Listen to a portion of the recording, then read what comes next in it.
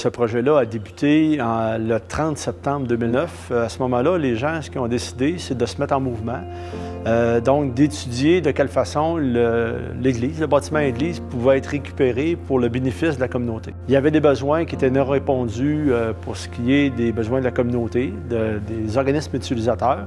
Puis, il était souhaité que ce bâtiment-là puisse devenir une propriété municipale. On faisait ils appellent ça des brainstorming, des réunions de différents groupes pour voir qu'est-ce qui pourrait être fait.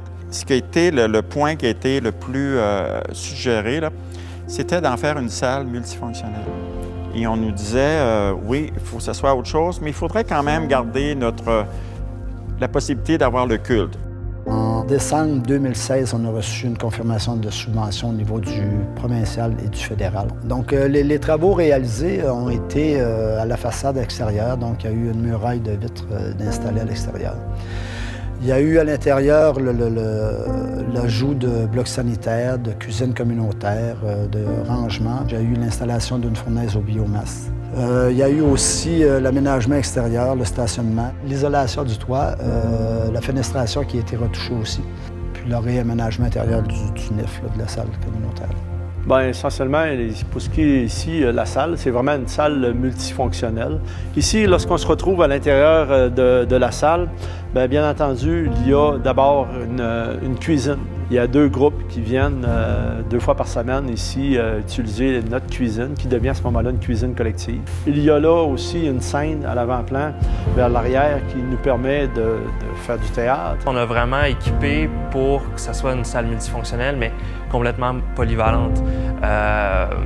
Une église, c'est grand, c'est une grande salle, mais on a mis un rideau pour pouvoir la séparer, donc la séparer en 2. Donc, quand il y a des gens qui veulent organiser des activités plus petites, c'est possible de ne pas être noyé dans une grande salle, d'aller chercher son intimité encore.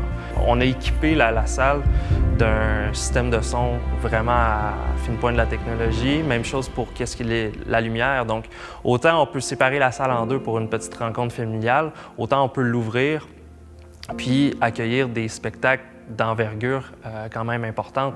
Bien, c'est sûr qu'il y a une fierté au niveau municipal des citoyens. Il y a une très grande fierté parce que la salle est vraiment utilisée à son maximum, beaucoup plus que ce qu'on avait espéré. Pourquoi? Bien, parce que ça répond aux besoins du milieu. Il y a des gens de l'extérieur de Saint-Cyprien qui viennent utiliser la salle. Aujourd'hui, on est fiers du bébé qui a un peu plus de 60 ans d'utilisation, qui s'appelle maintenant l'édifice Alcide Ouellet. Le jury a particulièrement remarqué les efforts déployés par la municipalité de Saint-Cyprien afin de répondre aux attentes et aux besoins de la communauté, qui souhaitait avoir un espace pour tenir des événements communautaires et culturels et aussi maintenir le culte.